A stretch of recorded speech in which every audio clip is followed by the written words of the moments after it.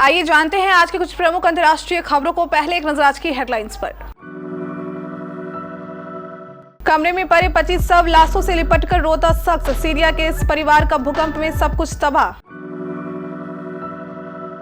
Horror killing, बेटी के पास मिला प्रेगनेंसी टेस्ट किट तो मां बाप ने ले ली जान। नेहरू सरनेम रखने से शर्मिंदगी क्यों है, इतना बड़ा महान व्यक्तित्व। राज्यसभा में कांग्रेस पर बरसे पीएम मोदी। तुर्की में भूकंप, सैटेलाइट तस्वीरों में दिख रहा है पहले और बाद की तबाही का मंजर।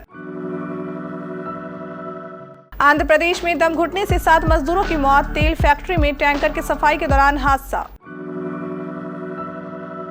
पहले श्रद्धा की काटी कलाई, फिर पैरों को किया धड़ से अलग।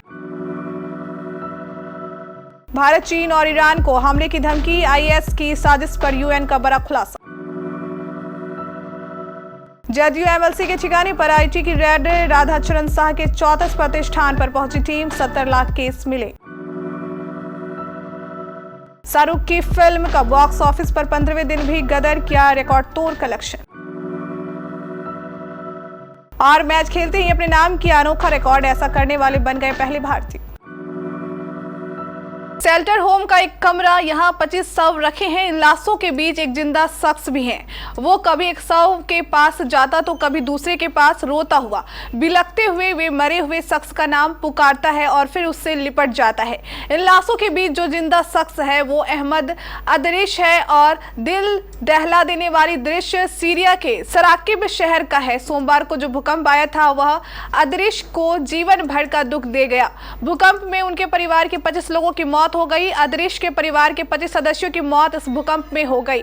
उन्हें इस बात का विश्वास नहीं हो रहा है कि उनके साथ ये भूकंप इन दर्दनाक यादें लेकर आया। अदरिश कहते हैं सीरिया में चल रहे युद्ध के चलते सराकिब पहुंचे थे ताकि बच्चों और अपने लिए सुरक्षित शेल्टर खोज सके।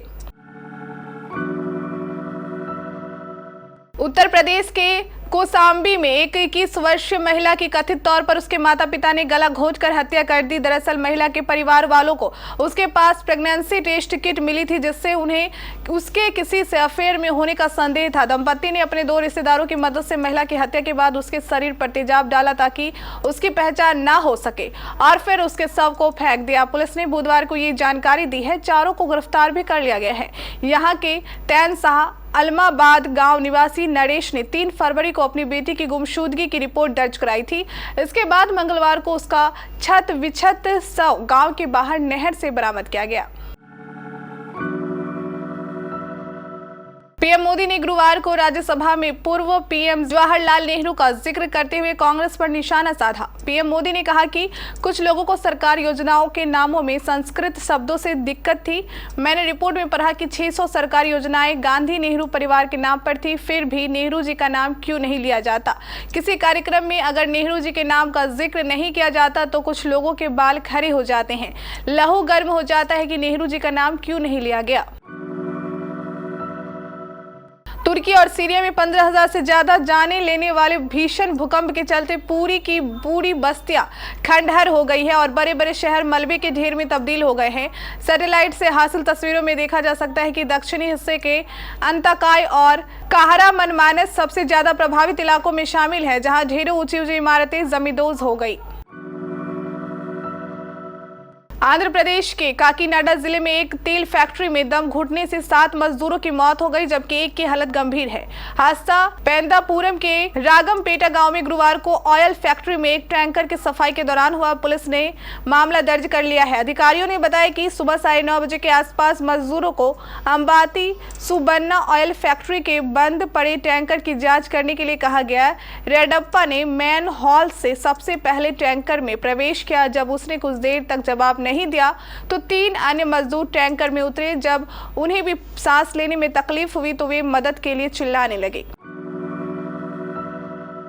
श्रद्धा हत्याकांड मामले में दायर किए गए पुलिस के आरोप पत्र में आरोपित आफ्ताब का कबूलनामा भी संलग्न किया गया है। इसमें कहा गया है कि उसने एक हथौड़ा, आरी और 3 ब्लेड ऑनलाइन शॉपिंग वेबसाइट के जरिए खरीदी थी। आफ्ताब ने श्रद्धा के दोनों हाथों की कलाई आरी से काटकर पॉलिथीन में बाथरूम में रख दिया था।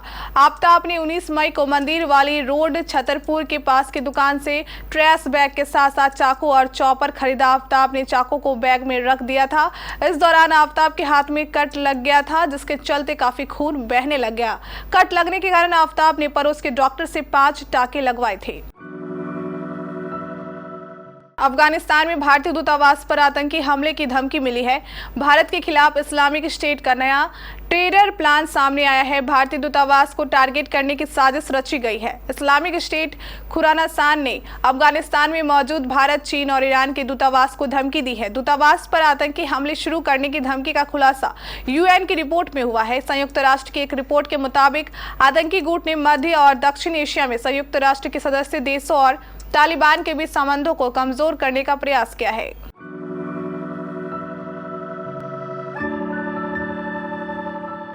पटना में बोरिंग रोड स्थित जदयू एमएलसी राधाचरण सेठ और उनके करीबी के ठिकाने पर भी आयकर विभाग की कार्रवाई जारी है। इससे पहले आयकर विभाग की टीम ने मंगलवार को बड़ी कार्रवाई करते हुए जदयू के एमएलसी राधाचरण शाह और बालू के कारोबार से जुड़े डॉक्टर अशोक कुमार पर शिकंजा कसा था। आयकर विभाग की टीम ने राधाचरण शाह के आरक्षित 34 प्रतिष्ठानों के अलावा पटना के पटेल नगर में उनके प्रतिष्ठानों और बालू के कारोबार से जुड़े डॉक्टर अशोक कुमार, जीवन कुमार व उनके अन्य के प्रतिष्ठानों पर छापेमारी की।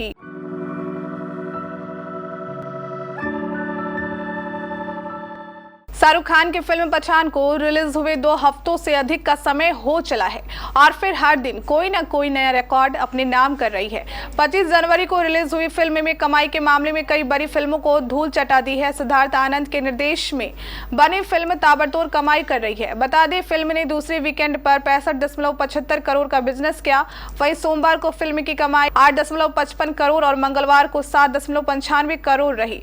फिल्म पठान के 15वें दिन का कलेक्शन भी अब सामने आ गया है।